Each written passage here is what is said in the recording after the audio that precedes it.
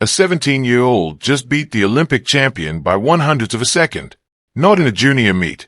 Not in a developmental race. In Oslo. The Bislett Games. The most storied middle-distance track on the planet. 70 world records on that surface. And a kid who still has to go to prom just dove across the finish line thinking he'd lost. He hadn't lost. Emmanuel Wagnoni, Olympic champion, world champion, the most dominant 800-meter runner alive, trained specifically for that race. Skipped Stockholm to be fresh. Came to Oslo locked in and ready. Gave everything he had in that final straight. 1/100th of a second separated them. Before the race, Wanyoni had said Cooper Lutkenhou was the future of the event. After the race, there was nothing left to say. The future had arrived, and it didn't wait for anyone's permission.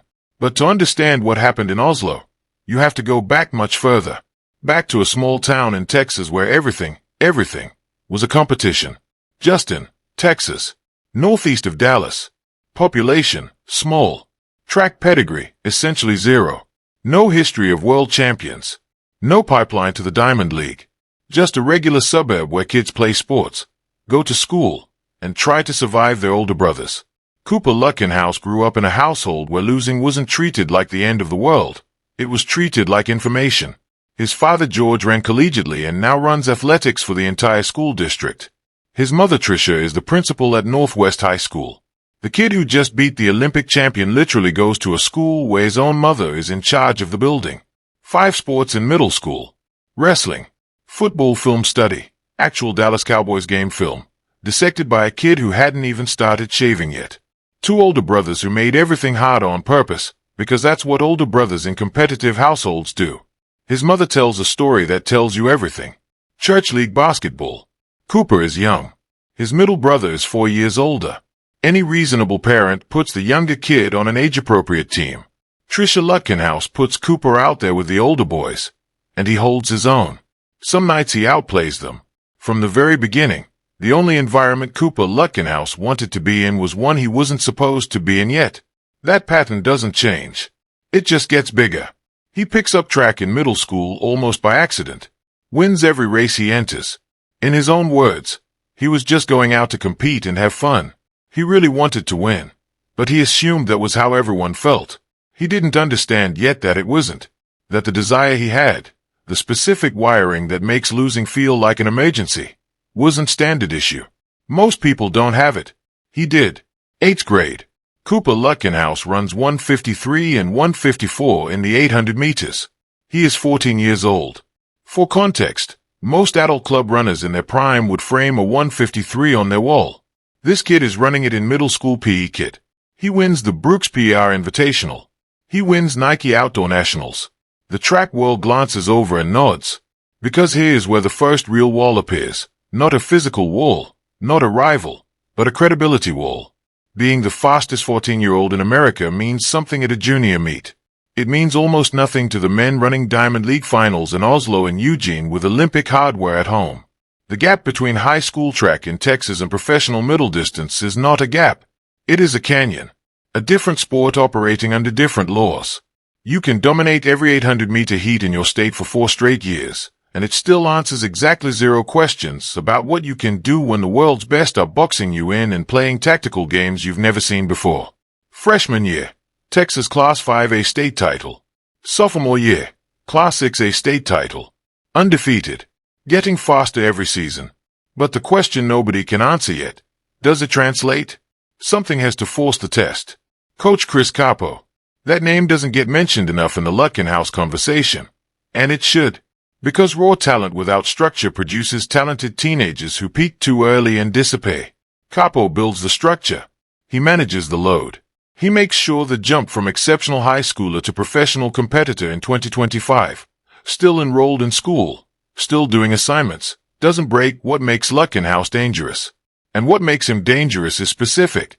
200 meters to go. That's the trigger point. Lutkenhou has described it himself.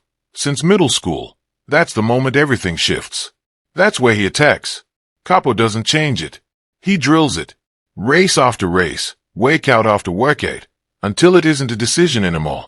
It's reflex. It's installed. The final 200 is not where Cooper Lutkenhou hopes something good happens. It's where something that was already loaded gets released. That distinction matters enormously. What happens next only makes sense if you understand that the kick isn't improvised. It was built. August 3rd, 2025. U.S. Outdoor Track and Field Championships. Eugene, Oregon. Hayward Field. Cooper Lutkenhou is 16 years old and standing in an 800-meter final against professionals. Former world champions. Olympians. Men with years of international racing in their legs. With 200 meters remaining, he is in 7th place. Last in every position that matters. Then the trigger fires. 7th to 2nd in the final straight. He crosses in 1 minute and 42.27 seconds, breaking the under-18 world record by more than a full second. He finishes behind only Donovan Brazier. He beats Josh Hoey, Bryce Hoppel, Brandon Miller, men who between them have Olympic medals and World Championship Finals appearances on their resumes. The stadium at Hayward Field does not politely applaud. It erupts. Elite distance coach Steve Maggis watches it happen in real time and immediately posts that it is the most impressive athletic performance he has ever witnessed, that it makes high school LeBron look ordinary. And Maggis has watched elite track for decades. Youngest American ever to qualify for the World Athletics Championships. 16 years old. Homework in the bag. Tokyo next. Here's the part that gets skipped in most Lutkenhou videos. And it shouldn't be skipped, because it's the part that tells you who he actually is. September 2025. World Athletics Championships, Tokyo.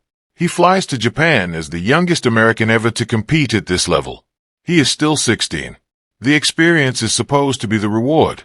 Just being there, just surviving the environment. That's the story everyone expects. He goes out in the heats. The 800-meter World Championship field is physical and tactical in ways that Texas high school racing simply cannot simulate.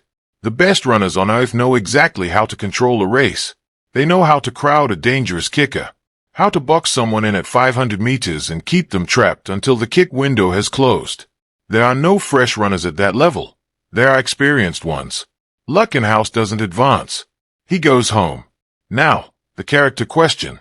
He is 16. He has never really lost at anything meaningful. He is now lost on the biggest stage in the sport. Does that land his devastation? Does it create doubt? Does the kid who has only ever won decide that maybe the ceiling is lower than he thought? Apparently not. Because what comes next makes Tokyo look like exactly what it was.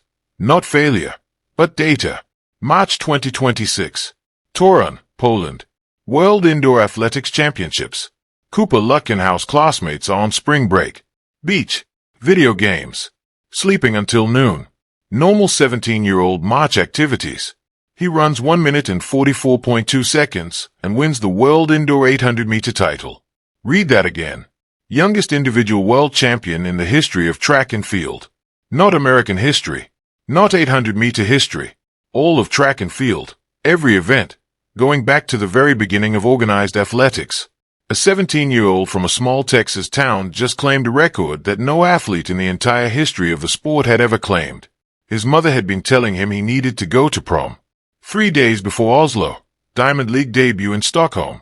He wins in 1 minute and 42.70 seconds. Youngest Diamond League winner since the series launched in 2010.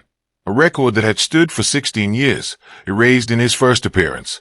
Then Oslo.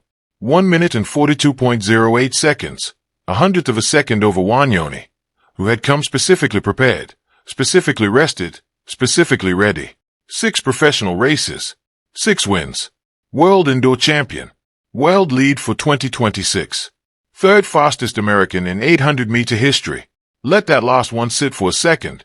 Third fastest American in history, at 17, in his first season as a professional athlete, while still attending high school.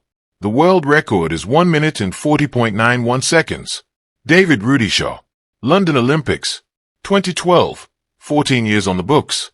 The greatest middle distance runners of the last decade have looked at that number and treated it as permanent. An artifact from a different era.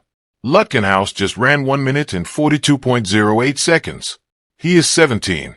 The gap between where he is now and where Rudish's record sits is 1.17 seconds. The gap between his time at the U.S. Championships 1 year ago and his time in Oslo is larger than that. He improved by more than the distance remaining to the world record in a single season. He said it himself when asked what he thinks is possible. He doesn't know. Not a media line. Not manufactured humility. An honest answer from a 17-year-old who has not yet found a ceiling. Los Angeles, 2028. Home Olympics. Cooper Lutkenhou will be 19 years old. Still in his first full professional season, by most reasonable definitions. The 800-meter final in LA will be contested in front of the largest American track and field crowd in the sport's modern history, on home soil, with a national audience watching. Emmanuel Wagnoni will be 23. He is not finished. He is not going anywhere. He said before Oslo that he was holding the fort. After Oslo, he knows the fort is under serious siege. 2 years is enough time for a champion of his caliber to adapt, to learn, to find an answer. But here's what 2 years also means for Lutkenhou. He went from 1 minute and 42.27 seconds to 1 minute and 42.08 seconds in 12 months while still developing. 2 more years of Carpo's system. 2 more years of Diamond League racing, of learning the tactical layer, of building the experience that Tokyo showed him he needed. 2 more years of a body that is still growing into what it will eventually be.